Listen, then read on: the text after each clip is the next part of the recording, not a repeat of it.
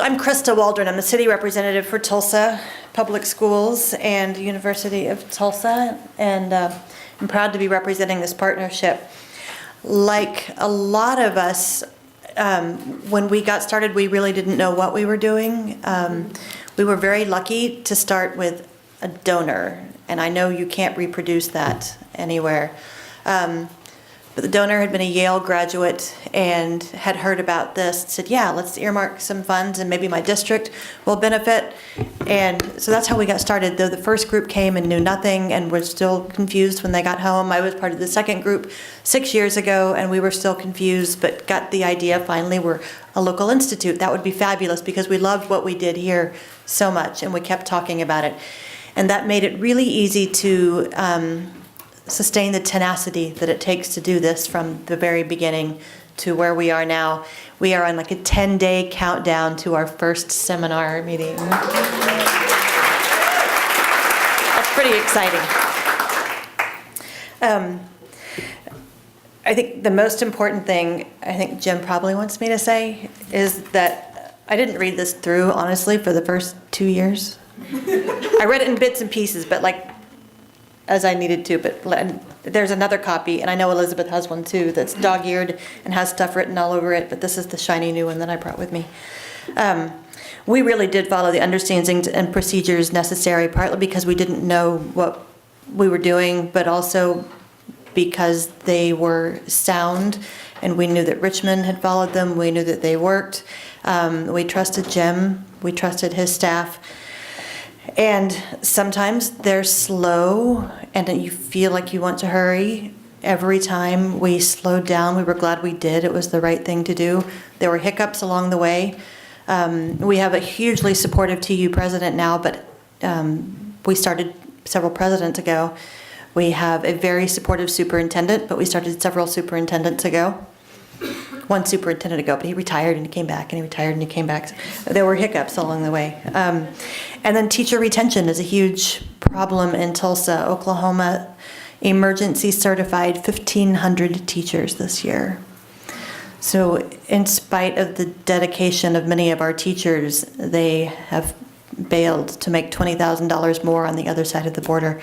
But those teachers that we have are amazing and tenacious and have stuck with us along the way. If they're sticking in the district, they're sticking with the Institute and its growth along the way. So we got started through a donor, which is a very lucky thing. And we'd sit down with the representative every year, and he'd say, so you need money? And we'd go, no. And he'd say, well, what do you want? We just want you to know that you're going to be there when we do, and we want you to know that we really mean this, and we're going to stick with it. And he says over and over how impressed he has been by our tenacity. And every time we'd go home, before we'd go home in the summer, we'd send postcards, and I'd send email updates regularly, and he'd say, this is nice. But all of that ultimately impressed him and our other partners. And Roger Blaze, the provost from TU, I'm going to introduce you all in a second because I forgot already. Roger Blaze, the provost, and I had known each other before, and he probably came very suspicious when we were serving on a board together at church, and I go sit by him every single time. Say, can we talk? Yeah. I was lucky to be his daughter's English teacher in a previous life, not at the school where I am now, but at Magnet School, very special place where Tara teaches. We've had several fellows from.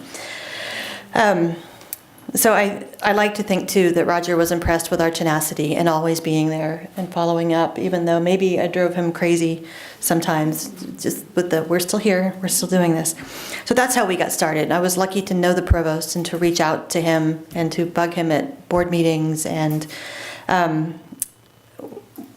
the more tenacious we were, the more that people trusted we really meant that we want to do this. The work is valuable as professional development for content area, for the research that I've been able to do that's really informed my classroom, where I teach very at-risk students who are already involved in the juvenile justice system. But we talked, as we worked yesterday, about how much we have surprisingly come to value the relationships that we've shared across the district.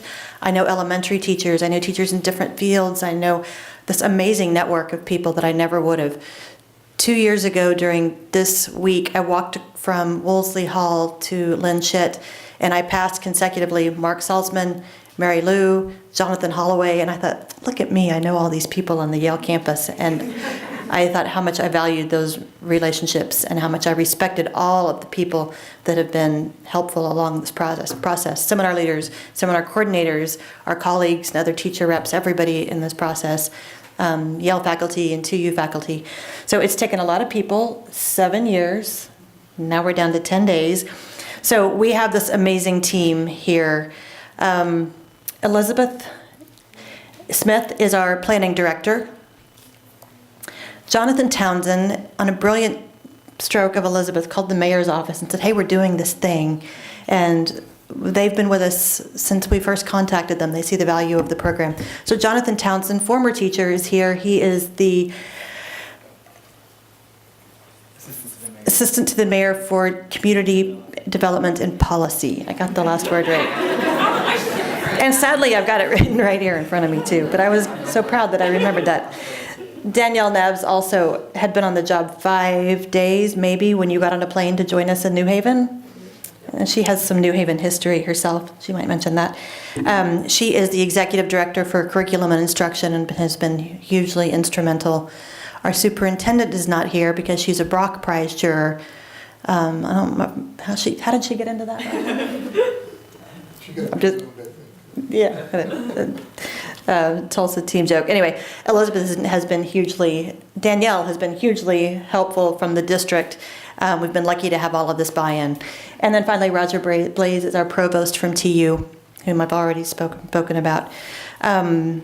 Roger is going to speak next, and he has an interesting perspective on the university and why this matters so much.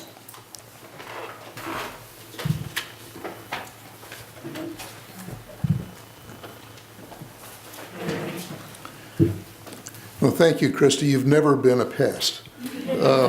You were a wonderful English teacher to my daughter years ago, and we were very involved with the schools in a variety of ways. My wife worked in the public school system for a number of years, and we were PTA presidents at the school where Tara is now teaching when my son was attending there. And so we knew something about what the challenges were the teachers faced. I thought I would tell you a little bit about the history of the University of Tulsa and the arc of its history and why this really fits in with where we are and where we're wanting to go.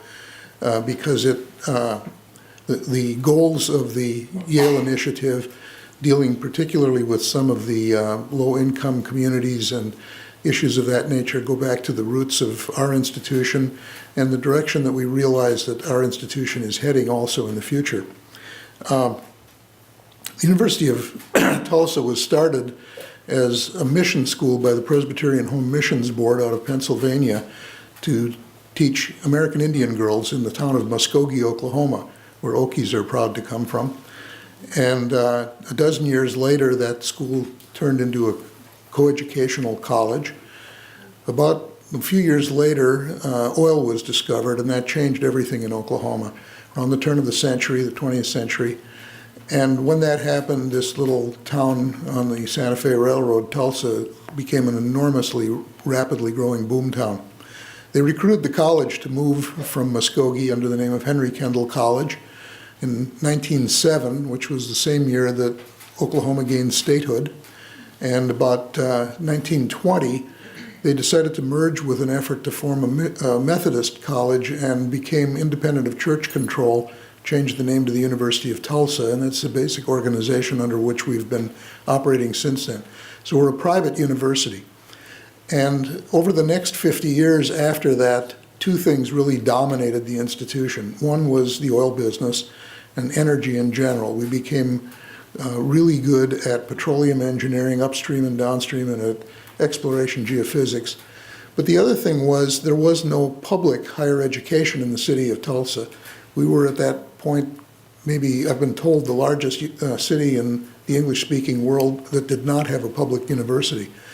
So we took on a lot of the responsibilities of a public university. We had a lot of part-time students, a lot of commuter students, and we had curricula that met the needs of the community.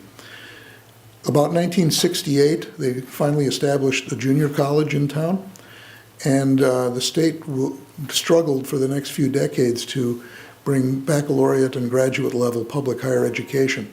But we realized that we could not, as a private institution, compete with a tax-supported institution and on that same basis, and so that we needed to become more like a traditional private university, more residential, more selective, and restructure things in ways that had changed the institution over the last 3 decades of the 20th century.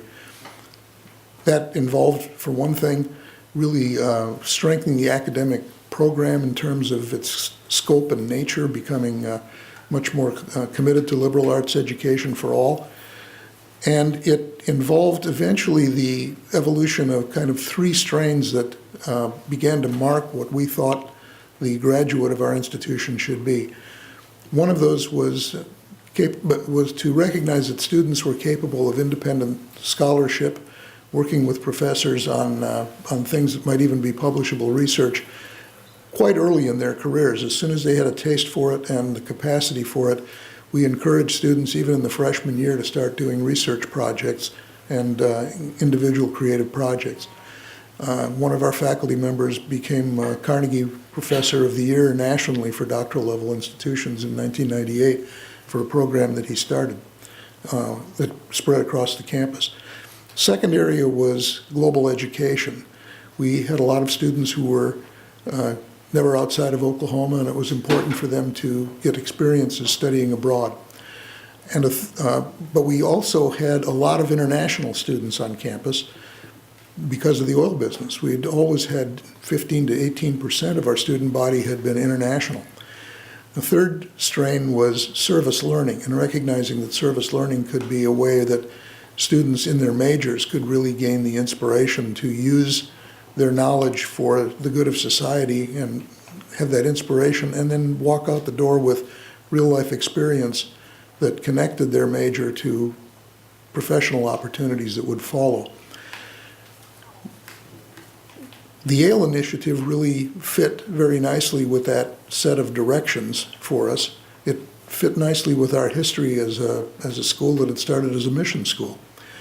And when we were approached by Krista and the public school system and by the Schusterman Foundation, I invited them to come and attend a Dean's Council meeting, and the deans got very excited about the nature of this prospect.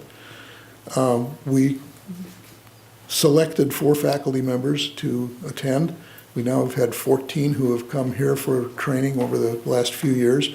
And they all kind of were skeptical when we told them about this process. They all came back from their visit to New Haven thoroughly excited and capable of infecting their colleagues. So the second round, we never had problems recruiting more faculty to participate. Where we are now is we're recognizing that the demographic of students that are going to be coming to us will be changing. Over those years, we have become more residential. We have about 75% of our students living on campus now. We've become more selective. We've gone from a median ACT of about 24 to about 29 or 30. We're still small. We're 4,400 students, about 3/4 of them undergraduates and the others spread across 14 doctoral programs and a law school. We are the smallest school that competes in Division I football, which means we get beaten up a lot. And we really love those occasional wins. But what we've recognized is that our goal at this point, as we're articulating, as our new president is articulating it, and he came here to this seminar 2 years ago, before he was president, as he articulates it, he wants the mark of our undergraduate program to be producing students who know how to get things done and have a passion for making things better in the world, whether it's on their local block or on some much grander scale. And it's now expressed in terms of the Board of Trustees 2 weeks ago adopted a new strategic plan, and it includes, in addition to our mission statement that we've had for some 20 years, It includes a commitment. The commitment is that we want students to feel that they are accepted when they come, no matter who they are, what they are, where they come from. We want them to then feel engaged and active within the campus community, that leads to them being empowered to do things. And finally, that whole package leads to the self-discovery of what their life story ought to be and how it might play out, how they can become lifelong learners and contributors to the world. And that is really, in many ways, a description of what happens in the Yale National Initiative. The teachers, I think, become accepted. It's very important that the secondary teachers, who often get treated very disrespectfully by politicians and others, find a place where they can come to a university, a great university like Yale, and be accepted as fellow scholars and colleagues, that they're not taught by the university faculty, but they are fellow scholars with the university faculty. And in that process, they gain the sort of acceptance, then eventually empowerment, and the self-discovery to really make a serious contribution to the lives of their students. So we think this is just a wonderful program. We're fortunate that we have strong support from our new president. He's been in office since November last year. We're very pleased that we have strong support from the superintendent of the school system and from a foundation that has had long and historic ties to Yale. So that's, maybe I will pass it off to the school system to speak about your part. Okay. Thank you.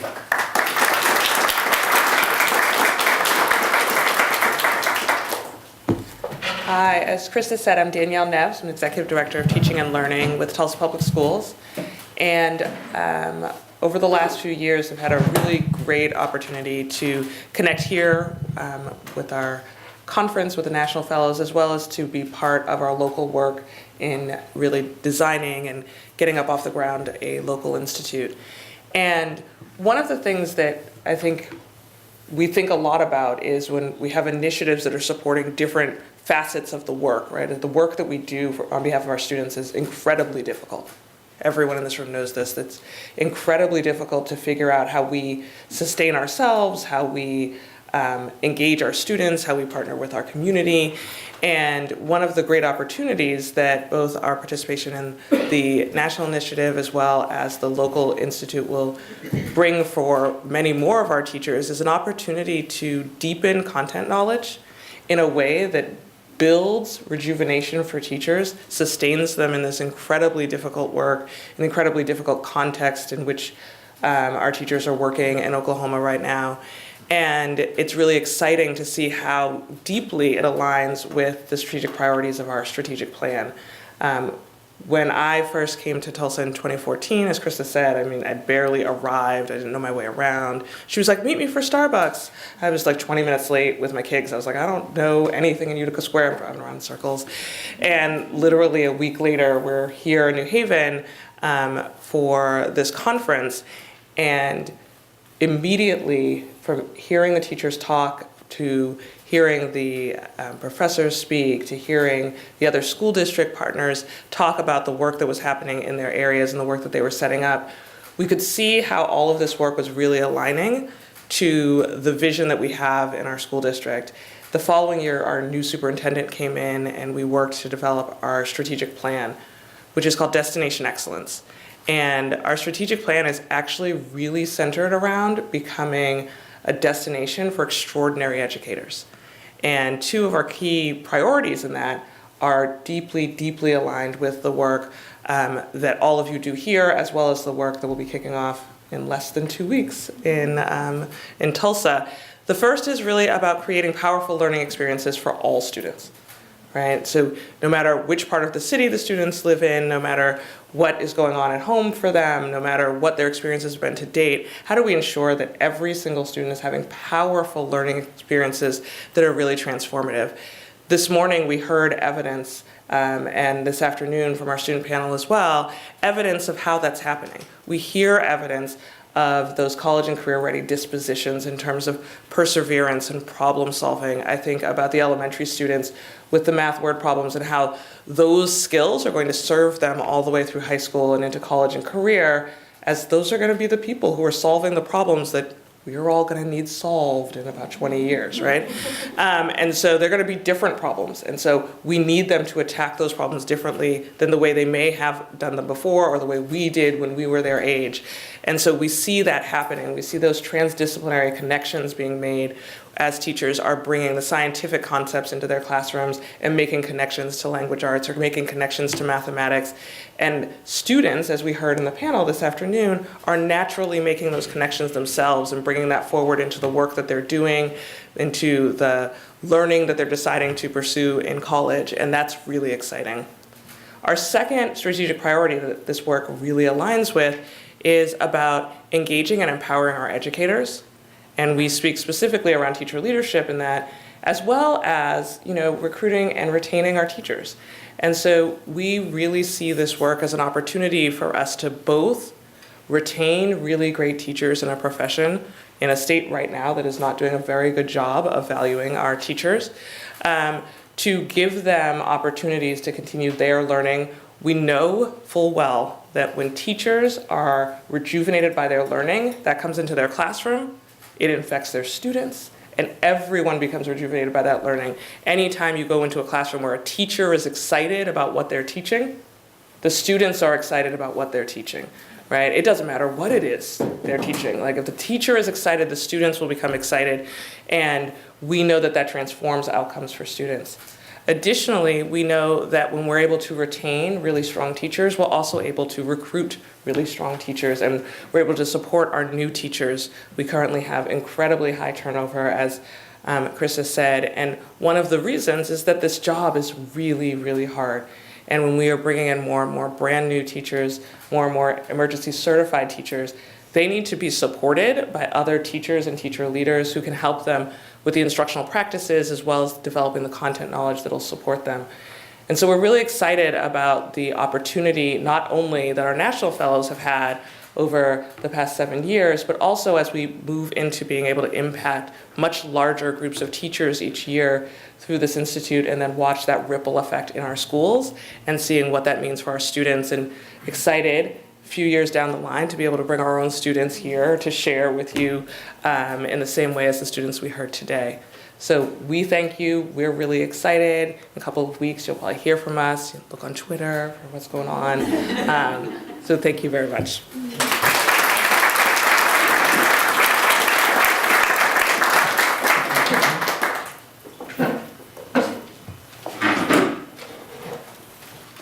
Well, good afternoon, scholars. Thank you to Yale and everyone who's been involved in this initiative for allowing me to share the space with you all today. It's such an honor. As a first-time visitor to this campus, I'm extremely giddy right now. Coming where I'm from, you'd be surprised and excited too. So thank you to Krista for bugging Roger to get us here. You have not because you asked not. Thank you to Elizabeth for also reaching out to us in the mayor's office in Tulsa, as we are extremely fascinated with what is taking place and what's come together. I love the results that we've seen so far from the teachers who've been touched by this project to this point, and we're very excited to support as well. But again, my name is Jonathan Townsend, and I am honored to serve as Mayor G.T. Bynum's Community and Development and Policy Assistant, which is a fancy way of saying I help him out with make education decisions at the city level of government, as well as community development, which is really interesting because Tulsa as a city has had no formal role in education before. It's been something that has been totally under the jurisdiction of the state government, and we had done nothing to this point besides provide for crossing guards to this point in our history. And I'm from Oklahoma. I know we're around folks from the East and West Coast who are brilliant and could probably quote Socrates and Aristotle upon request, but being from Oklahoma, we have a philosopher of our own. His name was Will Rogers. Have we heard of Will Rogers from around the? All right, all right. Brilliant man, humorist, cowboy. He once said that he doesn't make jokes, he just watches the government and reports the facts. Which we know Jimmy Kimmel and Steve Colbert, they make a living doing the same thing today. But the truth of the matter is, in Oklahoma, our state government really has dropped the ball. We love football too, so forgive the football analogies. We dropped the ball at the state level, and you've heard, as Krista said earlier, we've had a lot of teachers leave and not go too far away, but by going to Texas and other places, they can start making $20,000 more a year than they are right now, and even more than $20,000 more than you would in Oklahoma with a PhD degree, a PhD. So there's no surprise there's been a mass exodus there.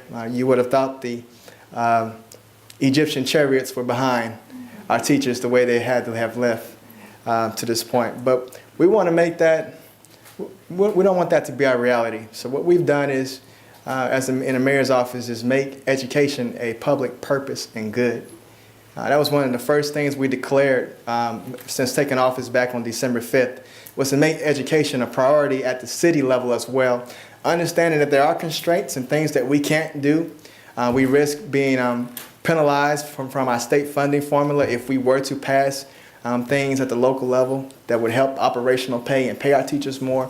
But until we can figure something out around those lines, or in the meantime, we have to help out wherever we can. So we've tried to become very innovative to help offset some of the pressures that our educators and our students deal with on a daily basis. For example, we passed an executive order, or we signed an executive order, which allowed for all of the folks who work for the city workers, so there's close to 4,000 of them, the opportunity to volunteer for up to 2 hours a week in a school through a program called Reading Partners, while they're still being paid as if they're on the clock at work in their various ways. Understanding, because I used to be a teacher myself, I understand that the more volunteers you have in the classroom, a lot of times the better the day can go. And we haven't had that to this point. But that's an initiative that we've tried to, that we have recently launched. Also, another example of helping out is the fact that because of those cuts, we've lost many of our busing activity buses. So you have kids who play baseball or football after school and don't have a way home. So we have the TPS Rides, which is Tulsa Public Schools Rides program, where we offer free bus rides anywhere for a high school student, so that they can do those type of activities later in the day or sometimes in the morning to get to school. And we have 2,000 students taking advantage of that each week. So you're talking about 8,000 plus rides a month of folks, of young people who depend on the city bus, because we've had to cut the yellow bus in so many ways. We try to offer discounts to our teachers and educators in any way we can. So we partnered with another university in Tulsa called Langston, and they're offering discounted tuition for anyone who works in a public school. So not just teachers in this sense, we're talking cafeteria cooks, we're talking about janitorial staff, anyone who wants to get a higher education or further their higher education, they can do so with 50% discount up to 6 hours at this particular school, and finding other ways to provide incentives and get school supplies to the teachers who desperately need them as well. And there's a lot of things going on right now. We're in the middle of a FAFSA, federal financial aid drive right now, where we have 20 high schools throughout the city and the county who are trying to put on these different events to get their FAFSA rates up. And we were able to do so last year by 12%, getting an additional $22 million for our students to utilize as they take on those higher education aspirations. So things of that nature. We understand that there's a whole lot of things we want to do and a lot of things that we can do as a city, but we just can't do those things if we don't fix it educationally first. And that's why I'm so excited to be here today in a room of such wonderful scholars from across the country, because I understand and we understand at the mayor's office that you all are the change makers. You have the ability to be the closest to our most precious commodity in our world, which is our young people. So if there's any way that we can support you all, or we need to figure out how to do that. And I'm really thankful to be able to come into this position in government, having been a teacher. I thought I would have got an amen for that. Because how many mayors pick teachers to actually lead in education these days, right? So I'm humbled to have had his trust there. Humbled to have had his trust there. But he understands that too. The fact that no one knows the situation like those who spent time in the classroom. And your job is so critical that we owe it to you all to do whatever we can.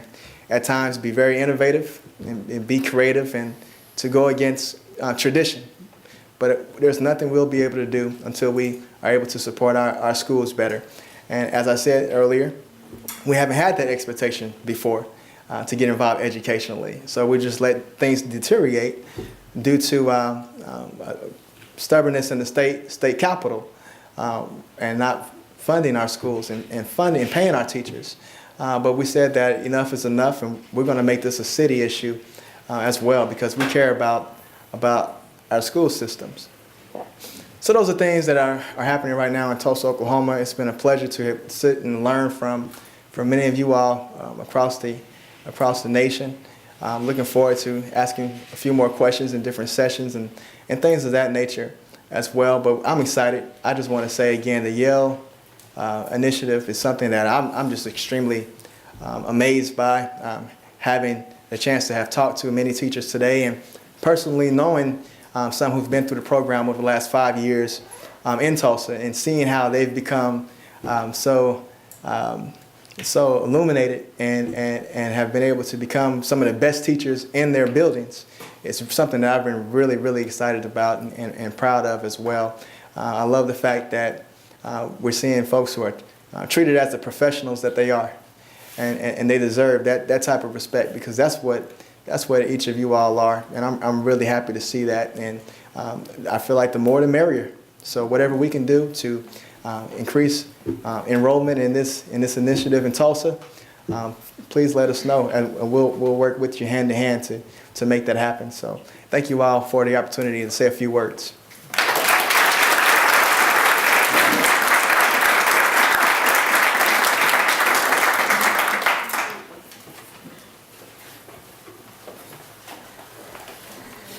Hi, I'm Elizabeth Smith. I've been the planning director at the University of Tulsa, working with the Yale National Initiative for almost a year and a half, since July 2016. And first, I just should say, I want to say thank you again to everybody here, because really our status and where we are in the process is a reflection of an investment that has been made by people from New Haven and from Delaware and from Philly and from Richmond and from the Bay Area and San Jose and Chicago, all over the place. Everybody here has really made an investment in Tulsa. And I hope that it pleases all of us, and I know it does, to see it come to fruition. So we're cheering on our friends in Arizona, who hopefully are next. So I want to talk a little bit about some of the nuts and bolts of what the last year and a half has looked like. You all know that the process includes a timeline of planning, which in Tulsa, as you've heard, really there was like a pre-planning for several years before we entered a formal planning phase. So last August, we submitted a planning application. And like Krista said, this guy is brand new. Mine doesn't look anything like this, right? Mine has highlights and pages sticking out of it and things. So when you're thinking about planning, this has been our best friend. The understandings and procedures are thoughtfully arranged so that typically they make sense in terms of the order that they're put together. And it was very helpful for us in the planning process to just go through them step by step, one by one. So that's a very basic thing that might seem obvious, but I don't know that it was super obvious to us at the beginning. So much happened before the planning year, and then once we started to work on our planning application, we realized that we needed to engage in collaborative decision making and really consensus building. So there was myself, anybody who'd been a national fellow before, we included it on the planning process. And then all the 14 faculty, at that time there were maybe 10, who had attended a summer intensive were involved in the planning process too. So we kind of had a big planning group, and we would schedule planning meetings and get together and talk about the very specific questions we had about what our institute would look like. You know, when would seminars happen? What nights are the best for seminars? How much should our stipend be for fellows? How much should the stipend be for other leadership positions in the Institute? So there are really nuts and bolts questions, and because of the collaborative, collegial nature of this work, the only way to make those decisions is together and with input from many different parties. And so we had a lot of fun doing that, having planning meetings at TU with food and chart paper and markers, and throwing out all of our ideas and making decisions together. Part of that process as well was that we submitted drafts of the planning application to Jim and Stephanie. So you have when you go through the planning process, the resources at the national level are extensive. They've done this multiple times. And so they gave us very helpful feedback on our drafts, so that once we turned in a planning application, we felt proud of the product that we were submitting, and felt like it was a reflection of not only Tulsa, but also the work nationally.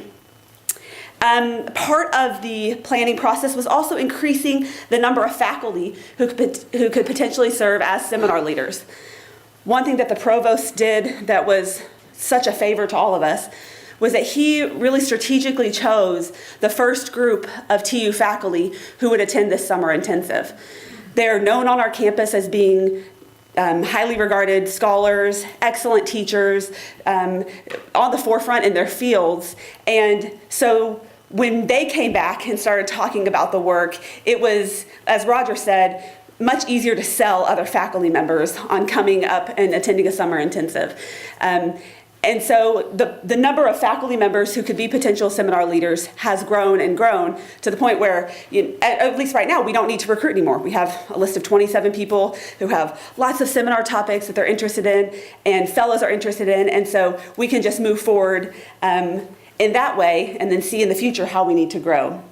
But so Roger's role was very important in making that happen.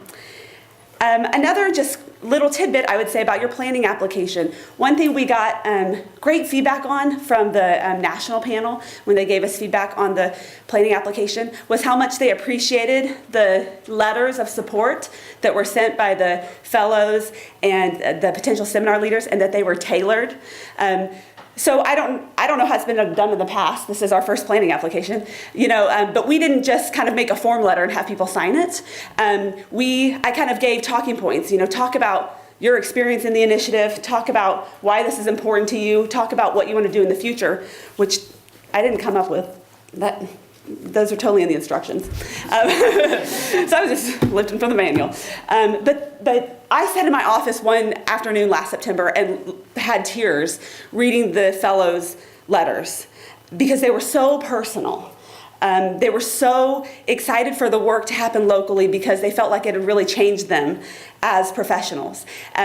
So it was a joy to send those off with the planning application, because I knew that they would really show the level of support that we had in Tulsa for the work.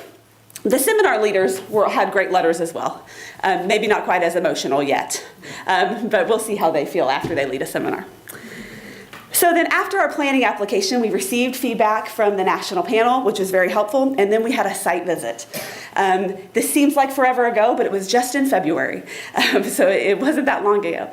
But we had a team from the national initiative come and engage in conversations with the people involved in planning, and other people. So we also invited not just the people who had been national fellows, but teachers who were interested in potentially being local fellows in the future, and faculty who were interested in the work in the future.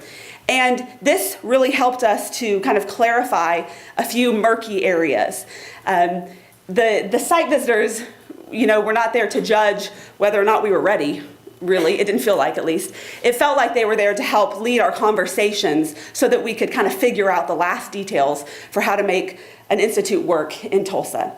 So when you get to that point of a site visit, it's a really helpful, again, collaborative, consensus building time for us, where we were all able to get in the same rooms and talk about the same things and make decisions together. And that was really supported by the folks from the national initiative who could help lead those conversations.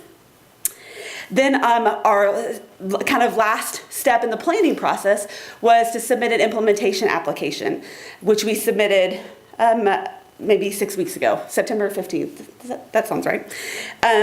This was easier to complete than the planning application for us because we had really detailed conversations about all the understandings and procedures in the planning process earlier.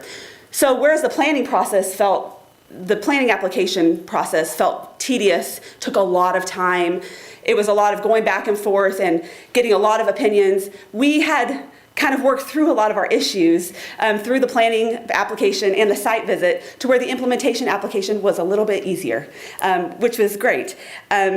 Something that was very helpful during that process was coming up with a 3-year budget projection.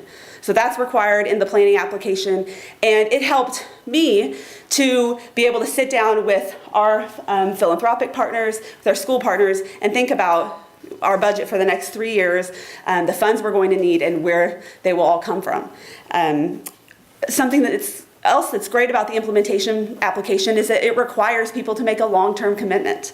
So we had those discussions at TU and with our school partners and our philanthropic partners about a long-term commitment. What does that mean? Are we just doing this for 3 years, or are you in it for beyond that? And so when we heard from our partners, we're in this for the foreseeable future, we felt confident that we could put that language in the implementation application and really move forward knowing that, this was not going to drop off after a couple of years. So I think I mentioned collaborative decision-making, consensus building. Jim really encouraged us to get as many potential teachers, potential fellows involved as possible, especially when we came up with our schedule, because we didn't want to just come up with a schedule that worked for the 20 people in the room. It had to work for people that had never heard of this work yet, right? So that was really important. I would say my fallback is to always lean on our city rep, to lean on Krista. Kathleen was just saying, oh, you guys are doing this, you're almost there. I said, Krista's doing it, Well, tenacity, right? Like she was saying, that the fellows have been so tenacious, like Val, so tenacious, and are the ones really pushing this work forward, and we're all just doing it for them. One other thing that I thought was a great little takeaway from a meeting we had with one of our philanthropic partners, it was actually during the site visit. We were all at a reception, and we just opened it up to allow a few of the fellows to talk. One of the fellows told this beautiful story about how it had just changed, being a national fellow had changed her as a person, and she was fundamentally different. And she had tears, we were all kind of teary-eyed, And our funding partner walked over to me and said, it's really great when all you have to do is let the fellows talk. And I said, yeah, you're right. Their stories are so powerful. So for us, in getting the word out, the best thing we can do is to let the fellows talk about how this has impacted them and the students. Yeah, when we start to have local units too. But their stories are so powerful, and they can really speak to the change they've seen in their teaching in a way, of course, I could never speak to.